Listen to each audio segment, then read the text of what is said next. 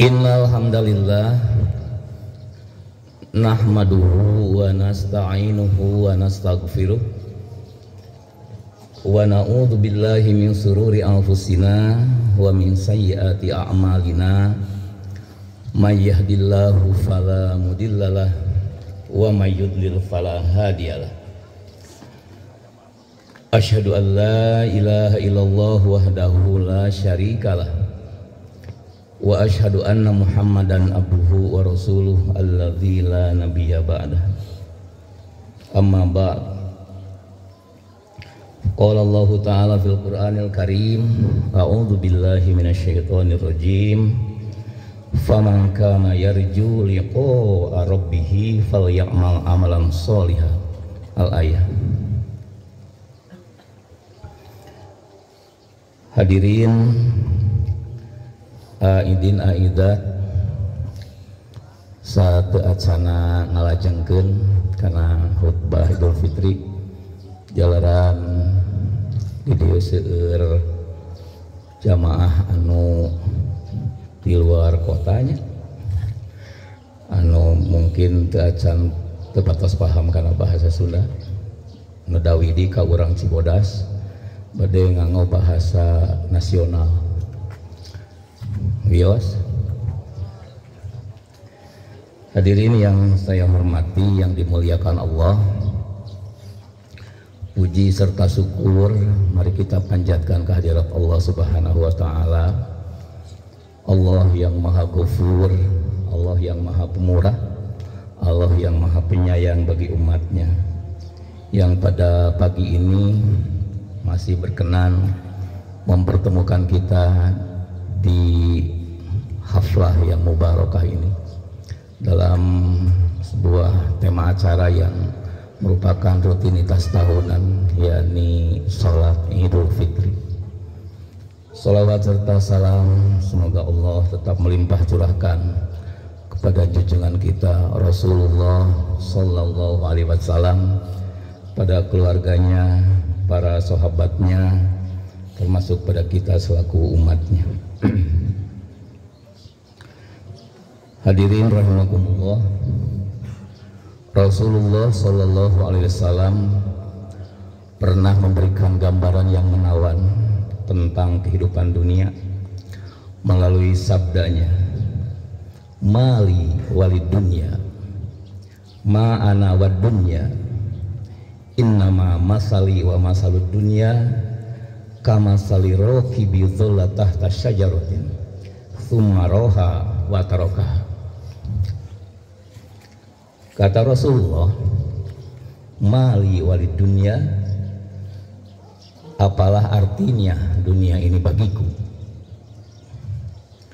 Ma'ana wad dunya, apa pula urusanku dengan dunia ini.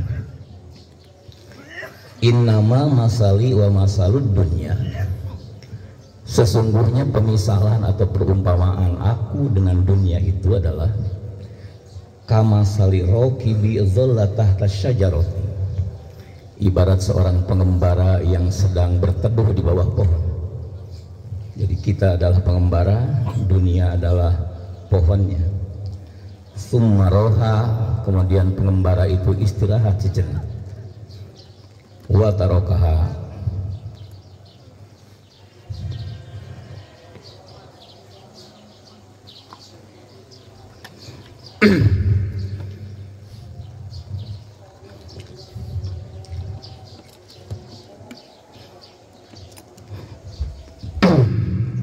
kemudian kita meninggalkannya.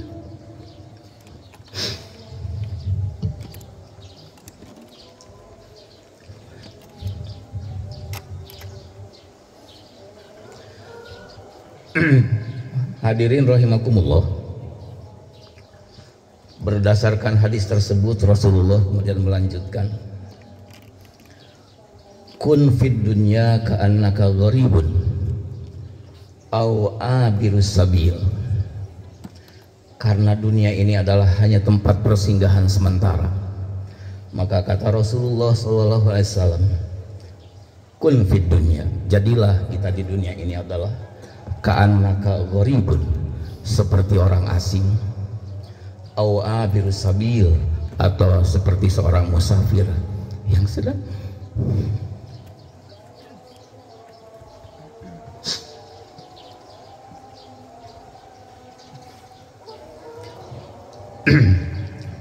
dengan demikian hidup kita ini sejatinya, ibu dan bapak hadirin rahimakumullah, adalah sebuah rihlah, sebuah perjalanan yang perjalanan itu bukan perjalanan biasa, akan tetapi perjalanan menuju kampung kita yang sejati, yaitu kampung akhirat, yang tujuan utamanya kita adalah ingin berada di tempat yang paling mulia, yaitu surganya Allah Subhanahu wa ta'ala. Hadirin aidin aidat rahimakumullah, puasa Ramadan yang kita laksanakan beberapa hari yang lalu dan tadi malam kita mengakhirinya, mudah-mudahan menjadi jembatan emas bagi kita untuk menabur pahala, kemudian kita bisa membawa bekal di dalam rangka kita melakukan rihlah religius ke kampung halaman kita, yaitu kampung akhir. Dan kita semua punya maksud yang sama, kita ingin meraih surganya Allah Subhanahu wa ta'ala. Allahu Akbar, Allahu Akbar, walillahil hamd. Aidin aidat rahimakumullah, ketika kita melakukan sebuah perjalanan di dunia, bekal yang kita siapkan tentulah tidak sedikit. Apalagi kalau kita melakukan sebuah rihlah atau perjalanan untuk menuju akhirat, yang akhirat itu adalah sebuah kampung abadi yang tidak pernah ada akhirnya. Tentu saja persiapan atau bekal yang kita siapkan, yang kita sediakan harus lebih banyak daripada kita melakukan perjalanan di dunia. Oleh sebab itu, pada kesempatan ini insya Allah saya akan mencoba berbagi tausiah kepada diri saya sendiri selaku khatib, kepada ibu dan bapak, pada ikhwatu iman, bahwa untuk melakukan perjalanan atau rihlah ke surga itu, mari kita renungkan 6 bekal yang harus kita siapkan. Yang pertama, kata para ulama, rihlah menuju surga itu adalah harus berbekal iman dan tauhid. Dalam surat Al-Kahfi ayat 110, Allah berfirman, a'udzubillahi minasyaitonirrajim, faman kana yarju liqa'a rabbih falyamal amalan sholihan wala yusyrik bi ibadati rabbih ahada. Allah berfirman, maka barang siapa yang berharap bertemu dengan Allah, bertemu dengan Allah artinya kita rihlah menuju surga, karena salah satu nikmat surga yang ditambahkan Allah adalah bertemu dengan Allah. Apabila seseorang ingin bertemu dengan Allah, yarju liqa'a rabbih, maka syaratnya adalah fal ya'mal amalan sholihan, maka orang itu harus melakukan sebuah amal soleh. Amal soleh yang kemudian ditegaskan dalam ayat berikutnya, wala yusyrik bi ibadati rabbih ada. Di samping beramal soleh, jangan dikontaminasi, jangan dikotori amal soleh kita dengan hal-hal yang bersifat syirik, dengan hal-hal yang bersifat menyekutukan Allah. Sesuatu yang tidak dicampuri dengan sifat syirik, itulah sejatinya ketauhidan. Jadi kita mengatakan bahwa sesuatu yang tauhid apabila dalam beramal soleh kita tidak mencampur adukan amaliyah kita dengan kesyirikan, dengan menyekutukan Allah. Mengapa demikian? Karena Rasulullah SAW bersabda, "Malaqiyallaha la yusyriku bihi syai'an dakhalal jannah." Kata Rasulullah, siapa orang yang laki Allah, yang bertemu dengan Allah, la yusyriku bihi syai'an, tidak pernah sedikit pun di dalam hatinya ada kesyirikan, ada menyekutukan dengan siapapun Allah, maka jaminan dari Allah adalah dakhalal jannah. Wa man laqiyahu, dan siapa orang yang bertemu dengan Allah nanti tapi yusyriku bihi, tapi pernah dan sedang melakukan penyekutuan atau musyrik atau syirik pada Allah, maka kata Rasulullah SAW, dakhalan nar, maka orang yang mencampur adukan ibadah dengan kesyirikan itu artinya orang yang tidak memegang teguh ketauhidan. Jadi yang pertama adalah keimanan dan ketauhidan sebagai bekal kita rihlah menuju surga. Hadirin rahimakumullah, salah satu bentuk implementasi keimanan dan ketauhidan yang menjadi bekal kita ke surga adalah sebagaimana yang kita kenal dan populer dengan hadis yang kita sering dengar. Kata saya, pada saat kita kemarin sedang melaksanakan ibadah saum, para asatidz sering menyampaikan bahwa ada sebuah motivasi bagi kita, ada sebuah privilege bagi kita. Man soma Ramadana imanan wahtisaban ghufirallahu ma taqaddama min dambi. Siapa orang yang melaksanakan saum di bulan Ramadan dengan dasar keimanan, wahtisaban dan berharap pahala dari Allah. Para muhaddisin sering mengatakan wahtisaban di sini juga berkaitan dengan tidak mengandung kesyirikan. Wahtisaban, maka dijamin oleh Allah ghufirallahu ma taqaddama min dambi, maka orang tersebut dijamin akan diampuni dosanya yang telah lalu. Itu yang pertama. Yang kedua, bekal menuju surga itu, dalam rangka rihlah menuju surga itu adalah ilmu agama. Ilmu adalah penerang. Orang sering mengatakan bahwa al ilmu nurun wal jahlu dzur. Ilmu itu cahaya dan kebodohan itu adalah bahaya. Hadis yang paling populer yang sering kita dengar adalah man salaka tariqan yaltamis fihi ilman sahalallahu lahu bihi tariqan ilal jannah. Siapa orang yang merintis jalan untuk mencari ilmu, maka Allah akan memudahkan bagi orang tersebut untuk merintis menuju surga Allah Subhanahu wa taala. Dengan demikian, maka ilmu agama adalah sesuatu keniscayaan yang harus kita miliki pada saat kita melakukan ibadah. Ilmu tanpa agama adalah lumpuh, dan agama tanpa ilmu adalah buta. Hadirin rahimakumullah, dalam beberapa kesempatan para ustadz sering menyampaikan bahwa syarat diterimanya amal itu ada dua. Yang pertama adalah ikhlas, dan yang kedua adalah ittiba. Ikhlas artinya apapun yang kita lakukan tidak berdasarkan motif apapun kecuali hanya untuk Allah. Tidak ada lagi yang kita tuju kecuali ridho Allah.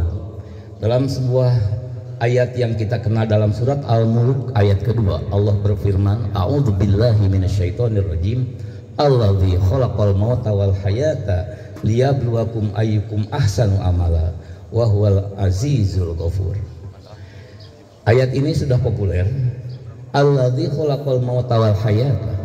Allah itu adalah zat yang menciptakan mati dan menciptakan hidup. Untuk apa?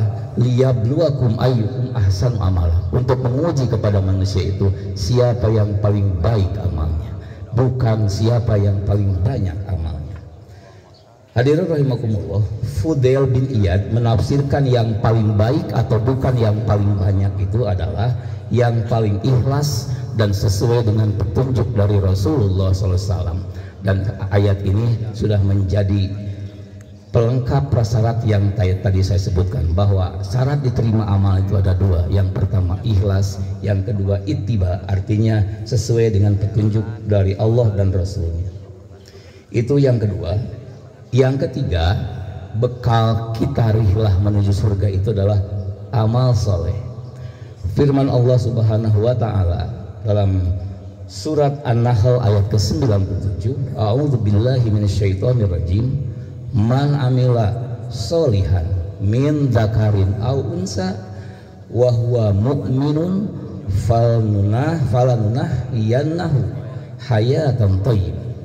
Siapa di antara kamu, baik laki-laki maupun perempuan, yang dalam keadaan beriman kemudian beramal soleh, maka dijamin oleh Allah hidupnya adalah hayatan thayyibah, beroleh hidup yang lebih baik dari yang lainnya. Oleh sebab itu, amal soleh merupakan bekal ketiga kita untuk menuju surganya Allah. Sebab amal soleh ini adalah salah satu prasyarat kita menuju jannah yang kita idam-idamkan. Hadirin rahimakumullah, bekal yang keempat dalam rangka kita rihlah menuju surga adalah takwa. Kita tahu dalam beberapa hadis atau beberapa ayat Al-Quran bahwa takwa adalah menjadi tujuan hidup umat manusia. Apapun ibadah kita, apapun perilaku kita, pasti tujuannya la'allakum tattaqun. Termasuk siam urang, termasuk Ramadan yang kemarin. Dalam surat Al-Baqarah kita mafhum, ya ayyuhalladzina amanu kutiba alaikumus siyam kama kutiba alal ladzina min qablikum la'allakum tattaqun. Kita kemarin 30 hari pas melaksanakan ibadah saum Ramadan. Mudah-mudahan kita tergolong orang-orang yang beroleh gelar muttaqin, beroleh tattaqun. Bekal takwa ini sudah Allah gariskan di dalam surat Al-Baqarah ayat 197. Kata Allah, wa tazawwadu fa inna khairaz zadi taqwa. Bekal ke akhirat itu, bekal ke kampung akhirat, bekal rihlah menuju surga itu tidak lain adalah fa inna khairaz zadi taqwa. Kata Allah, wa tazawwadu, silakan Anda berbekal, tapi ingat bahwa fa inna khairaz zadi taqwa. Bekal yang paling utama itu menuju kampung akhirat, menuju surga Allah itu adalah ketakwaan. Hadirin rahimakumullah, yang kelima, bekal menuju akhirat atau menuju surga sebagai bagian dari rihlah kita yang panjang ini adalah sabar. Perjalanan rihlah di dunia yang memakan waktu yang lama tidak seberapa dibandingkan dengan rihlah kita menuju kampung akhirat. Pada saat kita rihlah di dunia banyak halangan, banyak rintangan, banyak godaan, banyak kendala, apalagi rihlah menuju kampung akhirat pasti banyak rintangannya, pasti banyak kendalanya, pasti banyak godaannya. Oleh sebab itu salah satu modal besar kita pada saat menghadapi kampung akhirat adalah kesabaran. Mengapa bahwa rihlah atau safar itu banyak godaan? Sebab kata Rasulullah, safar atau rihlah itu sebenarnya sebuah siksaan bagi orang yang tidak tahan uji, maka dia akan gagal. Kata Rasulullah SAW, as-safaru kit'atun minal azab. Ternyata safar itu, rihlah itu adalah sebagian dari siksa sebenarnya. Li'anna rajula yastagil fihi an solatihi wasyamihi. Mengapa? Karena rihlah menuju surga itu pasti orang disibukkan minimal dengan dua hal. Yang pertama dengan sholat sibuk, yang kedua dengan saum sibuk. Oleh karena itu kita dituntut untuk bersabar dan kemudian kita mencoba memerangi apapun yang menjadi perintang di dalam ibadah kita. Sebab rihlah menuju surga itu ternyata bukan rihlah biasa dan rihlah yang penuh kendala. Yang terakhir, hadirin rahimakumullah, bekal rihlah menuju surga itu ini yang terakhir, last but not least, terakhir tapi penting. Apa itu? Istiqomah. Rasulullah SAW sering saya sampaikan pada beberapa kesempatan, ketika mendapatkan ayat tentang istiqomah sampai bergetar hatinya. Sebab istiqomah itu bukan sesuatu yang sangat mudah diucapkan, akan tetapi susah untuk diimplementasikan. Padahal istiqomah itu kalau kita lulus dari jeratan ketidakistiqomahan, maka Allah menjamin luar biasa pahalanya. Dalam surat Fussilat ayat ke-30, ini juga ayat yang sudah populer, a'udzubillahi minasyaitonirrajim, innalladzina qalu rabbunallah tsumma istaqamu tatanazzalu alaihimul malaikatu alla takhafu wa la tahzanu wa absyiru bil jannati allati kuntum tu'adun. Allah berfirman, innalladzina, sesungguhnya orang-orang qalu, yang sering berdoa, yang sering mengatakan rabbunallah, hanya Allah Rabb kami ini. Summastaqamu, tidak cukup dengan mengakui Allah sebagai Rabbnya, tapi ada lanjutannya, summastaqamu, kemudian berpegang teguh, kemudian beristiqomah, maka reward dari Allah adalah tatanazzalu alaihimul malaikah. Kelak orang-orang tersebut yang beristiqomah pada saat menjelang wafat, pada saat setelah wafat, maka Allah akan menurunkan ribuan malaikat untuk menjemput orang yang istiqomah itu. Kemudian malaikat itu memberikan kabar kepada kita. Yang pertama, Allah takhafu, jangan takut Anda yang beristiqomah itu, wala tahzanu, dan jangan pula bersedih. Malah yang terakhir, wa absyiru, beri kabar baik orang yang istiqomah itu. Dengan apa? Bil jannati, dengan surga. Surga yang mana? Allati kuntum tu'adun, yang telah dijanjikan oleh Allah bagi orang-orang yang beristiqomah. Hadirin rahimakumullah, sekaitan dengan ayat ini, maka pantas ada ungkapan bijak yang sering kita dengar pada saat kita melewati bulan Ramadan. Maka ada sebuah nasihat penting bagi kita, kun abdan rabbaniyan wala takun abdan ramadaniyan. Kita kemarin selesai melaksanakan ibadah saum di bulan Ramadan, termasuk ibadah yang lainnya, infak, sedekah, qiyamul Ramadan dan sebagainya. Tapi Allah melalui Rasulnya berpesan, kun abdan rabbaniyan. Madrasah Ramadan yang 30 hari itu tidak hanya menjadikan kita adalah hamba Ramadan, bukan Ramadanian, tapi hendaknya menjadi cikal bakal kita semua menjadi seorang yang rabbaniyan, hamba Rabb Allah atau ya hamba Rabb atau hamba Allah yang ibadahnya tidak hanya sesaat, tidak hanya ramai selama 1 bulan Ramadan, tapi ini merupakan entry point dan starting point ketika kita melakukan ibadah-ibadah yang lain pada 11 bulan berikutnya. Hadirin rahimakumullah, aidin aidat, pada akhir khutbah ini marilah kita bersama-sama berdoa kepada Allah. Allahumma la taj'alhu akhirul ahdi min siyamina iya fa in ja'altahu faj'alni marhuman wa la taj'alni mahruman. Hadirin rahimakumullah, doa ini merupakan satu kesedihan yang luar biasa dan sebuah request dari kita kepada Allah Subhanahu wa taala. Sebab artinya Allahumma ya Allah, la taj'alhu akhirul ahdi min siyamina iya. Allah yang maha kuasa, Allah yang maha pemurah, Allah yang maha segalanya, janganlah jadikan saum Ramadan kita pada kali ini adalah saum yang terakhir.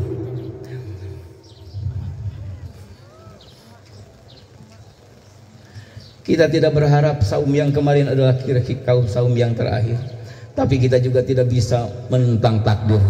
Fa in ja'altahu, apabila Allah juga menghendaki bahwa saum kita yang terakhir yang kemarin itu adalah faj'alni marhuman, ya Allah, andai saja saum kita yang kemarin ini saum yang terakhir, maka faj'alni, jadikanlah aku ini marhuman, orang yang diberi rahmat oleh Allah, orang yang diberi kasih sayang oleh-Mu ya Allah.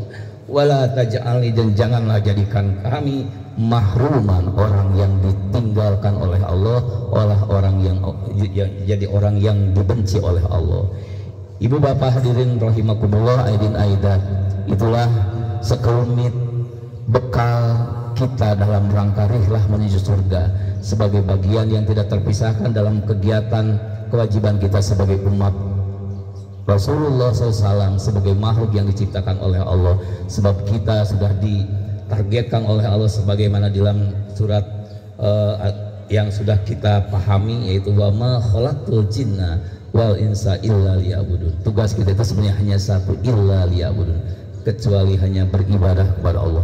Mudah-mudahan dengan wasilah saum Ramadan yang kemarin, yang pertama kita bisa menjadi seorang yang ghufirallahu ma taqaddama min dambi, diampuni segala dosa kita yang telah lalu. Yang kedua, mudah-mudahan kita mendapatkan kebahagiaan yang lain di samping kebahagiaan yang telah kita miliki. Sebab kata Rasulullah, lis-shaimi farhatani, dua kebahagiaan bagi orang yang melaksanakan saum. Farhatun inda iftaru, pada hari ini kita berbuka. 30 hari yang lalu kita tiap maghrib kita berbuka, itu sebuah kebahagiaan. Tapi ada kebahagiaan hakiki yang masih kita kejar, targetnya itu wa farhatun inda liqa'i rabbih. Mudah-mudahan kita diberi kebahagiaan yang luar biasa yang tiada tara, yaitu bisa berjumpa dengan Allah Subhanahu wa taala di yaumul jaza wal hisab. Demikian yang dapat saya sampaikan. Terima kasih atas segala perhatian Ibu Bapak. Kemudian mohon maaf apabila ada hal yang kurang berkenan di hati Ibu Bapak. Kita akhiri dengan doa, Rabbana atina fid dunya hasanah wa fil akhirati hasanah wa qina adzabannar.